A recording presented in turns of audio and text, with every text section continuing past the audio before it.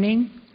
It is with much pleasure and great honor that I introduce Professor Haridimos Tsoukas to you this morning.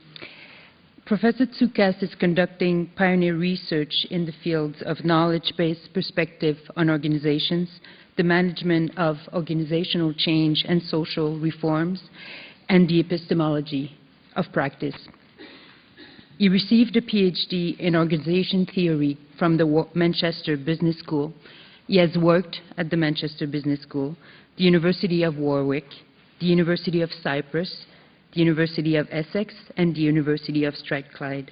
He is currently the George D. Mavros Research Professor of Organization and Management at the Athens Laboratory of Business Administration and a Professor of Organization Studies at Warwick Business School. A prolific scholar, Professor Tsoukas' work focuses on organizational knowledge and knowledge management, philosophical and epistemological issues in organization science, and social systems design and change. He is particularly known for his in-depth and groundbreaking research on tacit knowledge, the relationship between knowledge and action in organized context, and on the genesis of new organizational knowledge. He is also exploring the question of intervention into and change of social systems from small groups through organizations to societies. One of his greatest contributions to organization science lies in his original conceptualization of organizational change as a dynamic, continuous, microscopic, self-organized process. Professor Tsoukas has published widely in prestigious journals, among which the Academy of Management Review, Organization Studies, Organization Science, Journal of Management Studies, and Human Relations.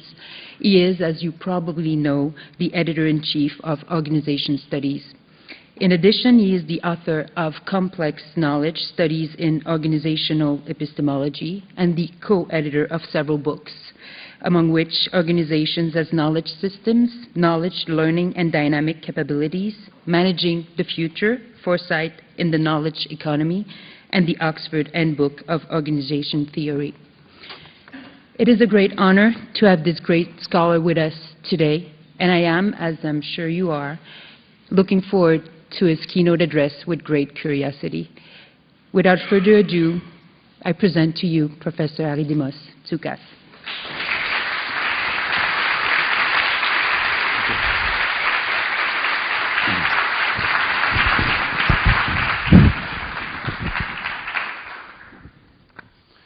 Thank you, Chantal. Good morning. Bonjour. I think the pleasure is mine, and the honor is mine, actually, to be here at this great event, partly because of Jim Taylor, a scholar whom I deeply respect, and ever since I came across his work about 7 years ago, I think, I cannot have enough of it.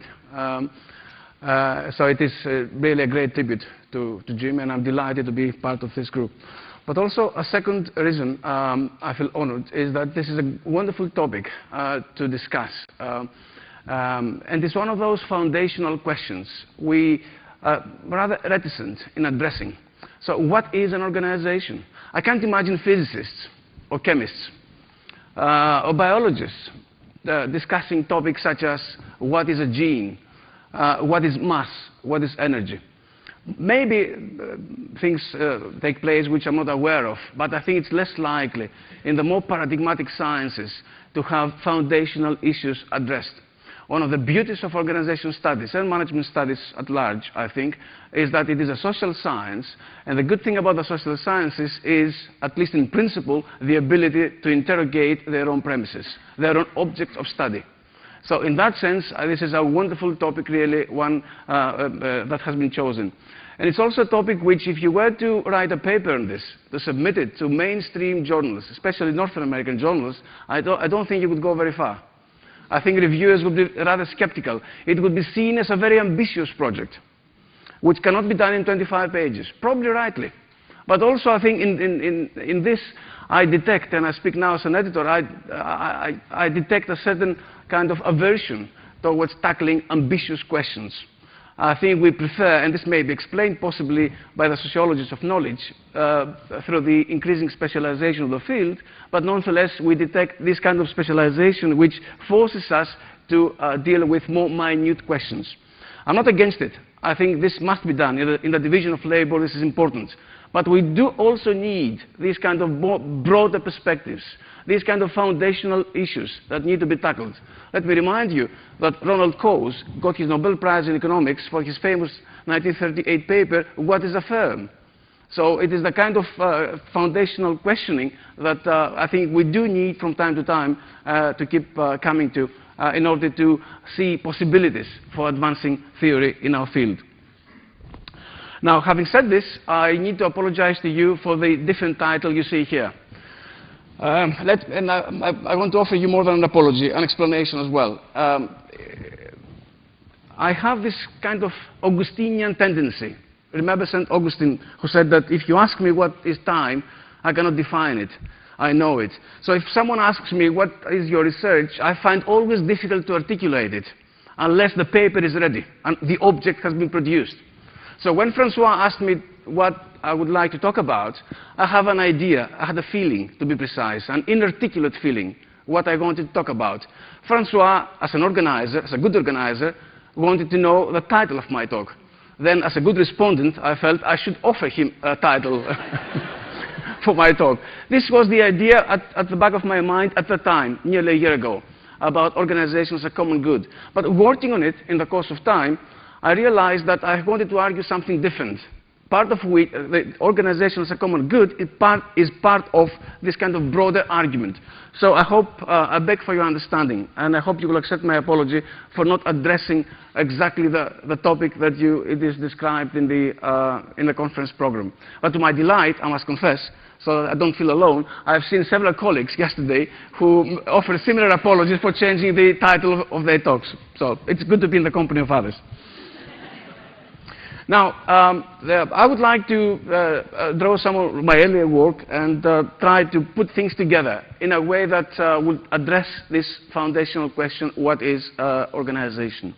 I want to insist on using the term organization, although I'm a very process-driven theorist, and organizing probably would lend itself more naturally to it. But I want to insist on organization precisely because of its ambiguity. As Barbara reminded us yesterday, organization is a reified entity, can be seen as an entity, and several papers yesterday also talked about this. But also organization, as we well know, and Barbara reminded us, is also a process. And I think both of these things are captured in the term organization. Organization is, as an entity, it's fairly obvious, but organization as in mechanization, rationalization, industrialization, the movement is implicit, I think, in the term. And I think I want to connect this with Barbara's good point yesterday when she said that we've got to focus on processes and on states of being organized. So the process of organization leads us to a temporary state of being organized. I think this multiplicity, this kind of more entitative and processual meaning of the term, I think these are captured in the term organization. And that's the sense in which I want to use it. Organizing, I think, is more limited.